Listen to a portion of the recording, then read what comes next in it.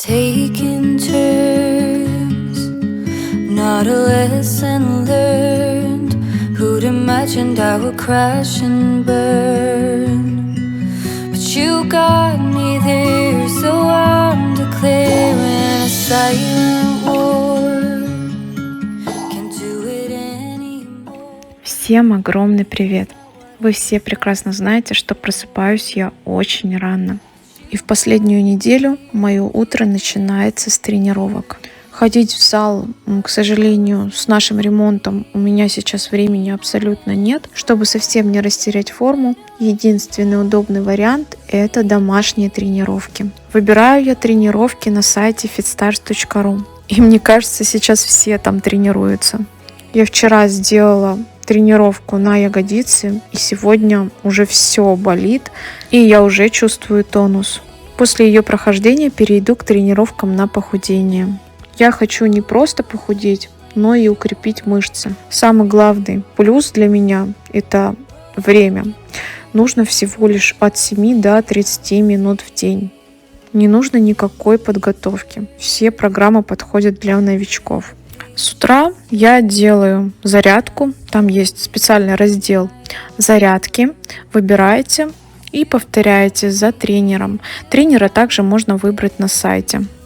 Также после обеда я выбираю себе время и делаю упражнения либо на ягодицы, либо на пресс. Я оформила безлимитную подписку и вам ее советую. Преимущество в том, что вы оплачиваете один раз, и доступ ко всем программам будет навсегда. Новинки загружаются на сайт каждый месяц. Тренировок у них более 1200. Вот смотрите, можно выбрать длительность, то есть до 20 минут, от 20 до 30 и более 30 минут. Также можно выбрать тренера и цель. Выбираете проблемные места, допустим, руки, ноги, пресс, спина. Можно все тело выбрать. У них даже есть раздел с питанием. А еще у них появились тренировки для детей от 3 лет в игровой форме. По моему промокоду будет скидка 70% на все тарифы. То есть на экране цена без скидки. И сейчас я вставлю свой промокод, и вы можете заметить, цена за безлимит всего 3990 рублей. Это намного выгоднее даже абонемента в спортзал. Еще раз доброе утро. Я уже приняла душ. Занимаюсь я всегда, включаю телевизор. Это очень удобно, но если у вас нет возможности включить телевизор, то можно заниматься, включая компьютер, допустим, или телефон. Ссылочку на сайт я оставлю под видео, и не забудьте про промокод. Ну а мы идем завтракать, и я буду приступать к домашним делам. У нас на часах уже 8:30 утра. Своих детишек я проводила кого в сад, кого в школу. И первым делом я, естественно, убираю постель. Хотя обычно я начинаю с ванны, но сегодня почему я решила убрать спальню, потому что мне здесь нужно не только заправить постель, но и протереть везде пыль. Также не пылесосила я уже 2 дня в спальне, поэтому это тоже обязательно сделаю. А вообще я стараюсь придерживаться такого правила, что лучше всего каждый день проходиться влажной тряпкой. Я имею в виду поверхности, такие как комод, тумбочки, с телевизора пыль вытереть, чем делать это реже и тратить на это намного больше времени. И, кстати, отвечу на вопрос, который мне задавали о постельном белье, какой-то материал, как после стирки и так далее. На самом деле я этот комплект еще не стирала. Я, конечно же, сполоснула его после стирки, ну а так, чтобы стирать при 40 градусах, нет, я еще этого не делала, поэтому не буду сейчас оценивать. Обязательно сделаю это позже. Это материал поплин. Покупаю я размер семейный всегда. Если выбирать на мой вкус, то самый лучший материал постельного белья – это, наверное, сатин. И он не бюджетный, особенно семейный размер. Если выбирать что-нибудь побюджетнее, то, допустим, вот этот комплект в самый раз. Здесь материал поплин, в принципе, мне нравится. Мы покупали у них постельное белье из материала бязь. Это довольно-таки плотный материал, поэтому, скорее всего, подойдет для зимы. И он мнется. Прям после стирки его просто невозможно не погладить. Я знаю, что многие из моих подписчиков, когда я показывала, как я глажу постельное белье своим парогенератором, вот, многие написали, что они не гладят вообще постельное. Вот, поэтому тогда нужно выбирать просто другой материал, который менее мнется. И да, был вопрос по поводу плинтусов, как они моются, насколько быстро. Я всегда плинтуса протираю влажной обычной тряпочкой, но если есть такие полосы черные, сейчас я их покажу в видео, то отмываю я их пемолюксом или содой. Прекрасно все сразу отходит. Ну а в чем плюс таких плинтусов именно из этого материала? В том, что они идут под покраску. Мы не красили их, потому что они и так были прям белоснежные. Вот. Но в дальнейшем, конечно, можно будет покрыть белой обычной краской.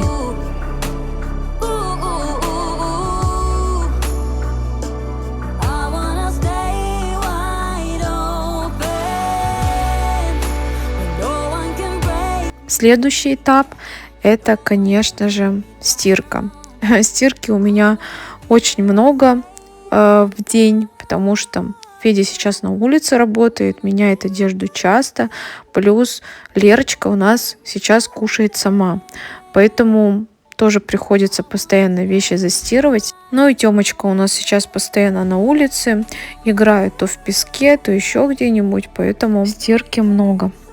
Также многие задавали вопрос по поводу швабры, где я ее покупала, тряпки, где их можно найти и так далее. Покупала швабру я на Алиэкспресс, но тряпки можно купить на Озоне. Они есть в наличии, просто нужно посмотреть диаметр. В чем неудобство? Это, скорее всего, в цвете тряпок, потому что они белые, и после того, даже когда ты постираешь, к сожалению, цвет не вернешь уже. Но зато она очень удобная. Конечно, она не заменит руки. И в любом случае нужно мыть руками. Но я считаю, что раз в день пройтись, протереть полы в доме, такие швабры прям очень выручают. Шкафчик этот приходится протирать часто, потому что каждый раз, когда я беру какой-нибудь порошок, обязательно у меня что-то высыпается. Но зато этот шкафчик очень удобный, и все порошки, гели поместились здесь.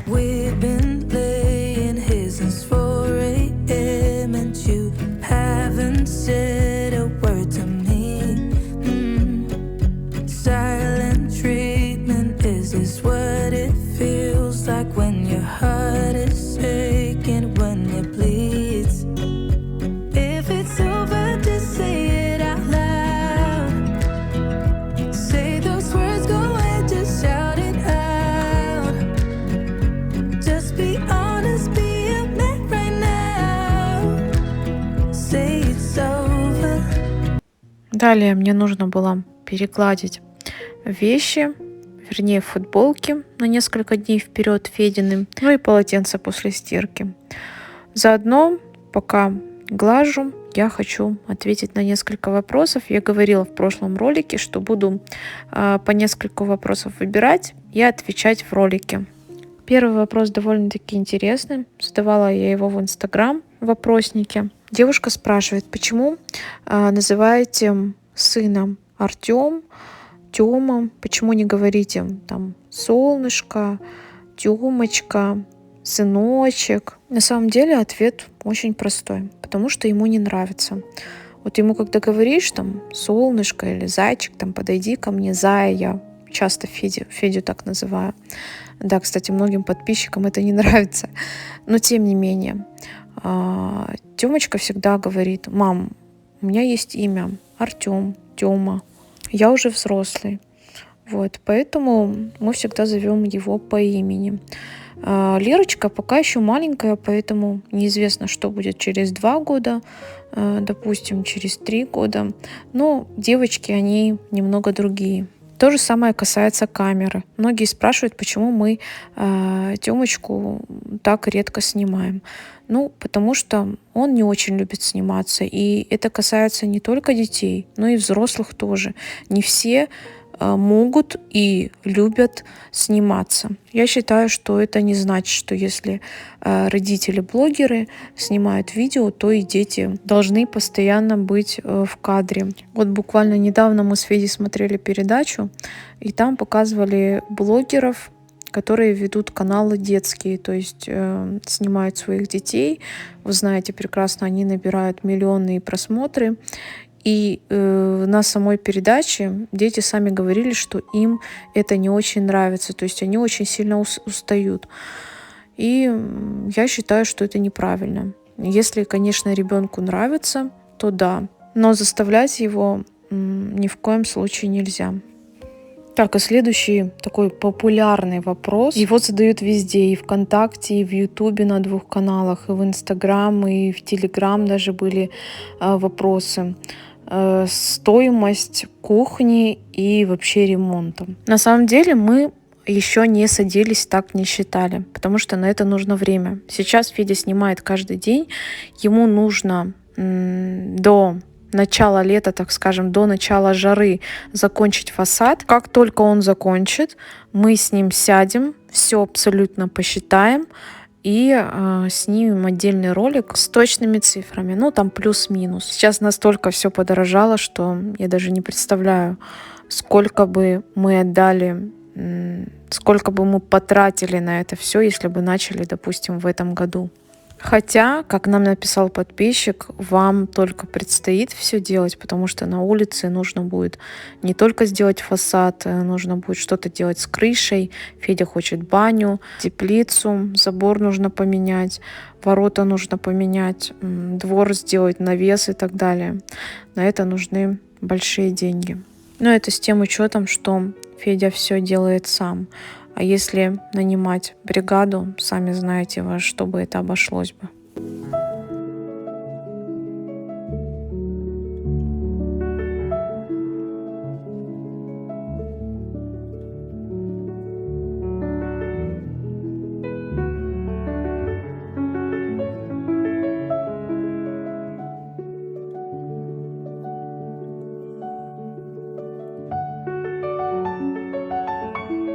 И, наконец-то, я дошла до ванной комнаты.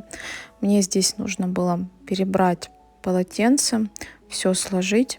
Полотенца у нас в основном все белые. Заказываем мы их с магазинов «Любимый Василек», «Тикитекс». Качество отличное, нам очень нравится. Раньше я заказывала цветные полотенца. Серые, там черные, бордовые даже были, я помню, в заказах. Но, к сожалению, через некоторое время после стирки их цвет теряется. На ютубе был недавно, кстати, вопрос, почему полотенца все белые, ведь их очень сложно стирать. Ну, во-первых, вид. То есть ты заходишь и висит там желтое, ярко-желтое или бордовое, там черное полотенце. Ну, черное еще ладно, у нас есть черные цвета в ванне. Это выглядит не очень красиво, так скажем. А белое, оно всегда в моде, я считаю. И белое подходит ко всему. По поводу стирки, для меня, наоборот, стирать намного легче. То есть ты закидываешь в стиральную машину, берешь порошок для белого белья и, естественно, отбеливатель. Все.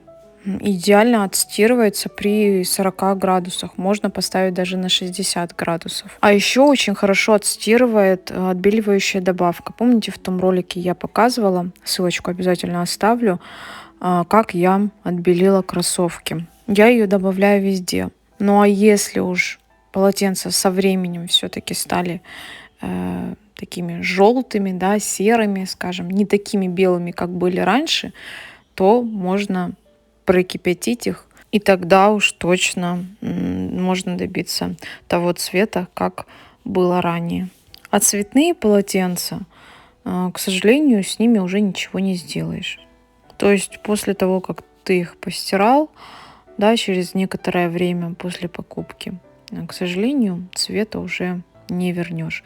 Напишите, кстати, вы, какого цвета у вас полотенце и как стираете вы. Будет интересно почитать. И в этот день я решила погладить шторы в нашей ванне, так как днем мы их собираем, поэтому через какое-то время, естественно, они мнутся. Много вопросов было про парогенератор. Писали: Наталья, расскажи, пожалуйста, как он вам, часто ли пользуешься. У меня фирма Kidfor, я, по-моему, даже рассказывала уже про него. Пользуюсь я, скажу, часто. Я с помощью него глажу постельное белье, шторы, рубашки, пальто, куртки и так далее. Удобно, быстро. И самый главный плюс, то, что он очень легкий. То есть я беру в одну комнату, допустим, погладила постельное белье, раз взяла в другую комнату, шторы погладила, то есть очень все быстро. И снизу у него есть такие колесики, да, вам не нужно даже его поднимать. И как-то девушка написала такой комментарий: ой, я представляю, какие шторы постоянно у вас мокрые. Я так и не поняла, почему они должны быть мокрые, ведь ванна у нас вообще на противоположной стороне и довольно-таки далеко находится. И раковина тоже не близко, то есть столешница у нас довольно-таки длинная. И за то время, сколько мы уже пользуемся ванной комнатой, а это немало, даже намека нет на влажность. Да что там говорить, нам даже не требуется шторка над ванной. Многие удивляются, как так без шторки, ведь после того, как искупаются дети, там муж, стоит вода. У нас ни разу такого не было, что стояла вода. Да, бывают капли, я не отрицаю этого. Я купаюсь всегда последней и сразу протираю шваброй буквально несколько секунд. Но так, чтобы стояли лужи, нет, такого не бывает.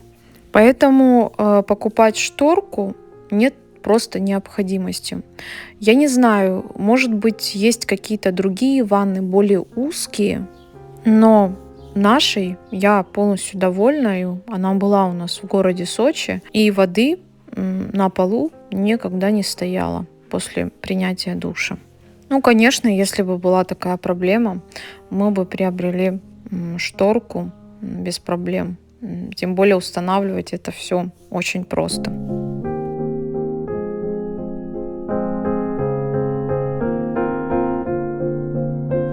В этот день мы заболели все. У меня была высокая температура, поэтому на обед я решила приготовить что-нибудь быстренькое. Самое легкое для меня — это приготовить тефтели. Тем более для зажарки морковь у меня уже была в заготовках. Фарш я достала заранее. Ну а первое, борщ у нас был, как раз я перед этим днем готовила.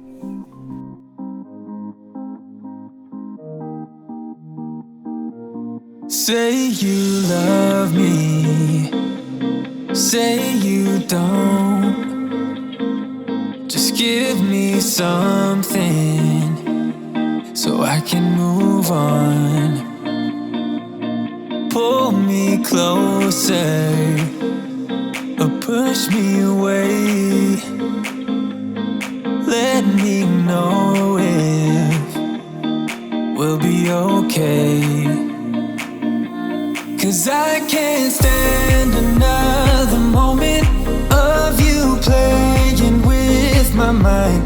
I'm so tired. Все готово. Сейчас пусть тушится. Я сюда добавила еще бульон, который у меня был, куриный. Вот, накрою крышкой. Это через минут 20 добавлю еще сметаны. После того, как все приготовится, сверху еще зеленью посыплю. Но и хочу рассказать вам об этой терке, которую я покупала в Fix Price. Это ужасная терка. Не знаю, может быть, я какой-то не такой человек, но каждый раз, когда я ее использую, я каждый раз режу пальцы. Вот можете заметить, я буквально пол луковицы натерла и сразу же порезалась. Просто отвратительная, неудобная. Не знаю, напишите, кто покупал и как вы ею пользуетесь. По мне, так лучше пойти обычную терку купить и все. У меня есть там такая, помните, в том блоге я вам показывала, как мясорубка. Но я просто не стала ее давать из-за поллуковицы. Вот, решила эту использовать, ну, не знаю. Федя говорит, возьми, выкинь ее. Уже сколько раз я пользуюсь, и каждый раз я режу пальцем. Вот. Сейчас все приготовится. На гарнир буду, скорее всего, отварю макароны нам с Федей, а деткам пюрешку сварю. Так, хочу приготовить сырники снова. Мы в тот раз съели прям очень быстро. Здесь 700 грамм творога, одно яйцо, сахар. И в этот раз я буду делать с манкой. Наконец-то я ее нашла. Вот. И опять буду использовать вот эту форму. Прям очень красивые получаются. Но в этот раз я добавлю больше манки, потому что в тот раз тесто было жидкое. Вот. И остальную манку засыплю вот в эту формочку. Вот, использовать буду также блендер. И вы посмотрите на мои руки. Порезала и здесь порезала, и здесь порезала. Короче, ужасная терка, ни в коем случае не берите.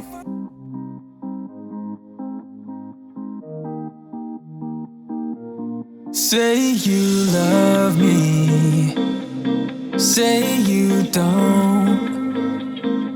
Just give me something so I can move on. Pull me closer or push me away. Let me know if we'll be okay. 'Cause I can't stand another moment of you playing with my mind. I'm so tired of never knowing, so spell it out. 'Cause I won't stay awake till morning. I won't stay. В этот день я еще приготовила салатик. Прям очень вкусно получается. Единственное, в конце можно не слоями, как я, выложить, а просто все перемешать. Готовим все ингредиенты. В данном случае у меня сыр. Вот, кстати, терка, про которую я вам говорила, очень удобная. Больше ту использовать не буду. Все остальное режем кубиками. Ну и нужна какая-нибудь зелень. Я взяла листья салата, потому что, мне кажется, к этому салату подходит именно эта зелень. Можете взять укроп, петрушку, кинзу. Разницы абсолютно нет. Любая на ваш вкус. Делала я чисто на обед. Вот, поэтому взяла всего понемногу. И плюс куриные грудки у меня копченая. Берите именно копченую, вкус прям супер. Ее оставалось у меня немного. Зелень и сухарики. У меня домашние, собственного приготовления. Вы можете взять магазинные, которые любите именно вы. И еще в этот салат идет красная фасоль. Я сюда ее не положила, забыла, чтобы вам ее показать. Ну вот, на тарелку я сейчас ее выкладываю. Прям вкусная. Продается в любом магазине. Все выкладывала я слоями, но Федя говорит, что вкуснее всего взять и все перемешать, поэтому не парьтесь, возьмите и все просто перемешайте, и получится очень вкусно. Сюда идет также немного чеснока и маслины, если вы любите маслины. У меня дома, к сожалению, их не было. Вот, добавьте их тоже. Вообще сюда по рецепту идут они. Попробуйте приготовить этот салат. Я уверена, вам он понравится. И еще в этот день я приготовила выпечку. Как же без нее? Этот пирог — любимый рецепт моего мужа. Вернее, он очень любит булочки синнабон. Кто готовил, обязательно приготовьте. Этот рецепт похож, но здесь идет начинка вишня, кроме как корицы с сахаром, и печется в виде пирога. Все ингредиенты будут на экране и в описании под видео обязательно. Первым делом нужно приготовить опару. Для нее нам потребуется молоко, дрожжи, сахар и муку. Сахар и муку берите с общего количества. Я брала по 1 столовой ложке. Но муки можно взять 2 столовые ложки. Все хорошо перемешиваем и отправляем в теплое место минут на 10-15. Вот такая шапочка у нас должна получиться. Далее добавляем все остальные ингредиенты и замешиваем мягкое тесто.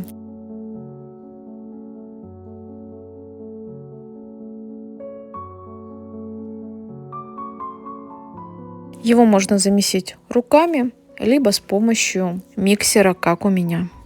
Тесто также отправляем в теплое место, где-то минут на 30-40, чтобы оно подошло.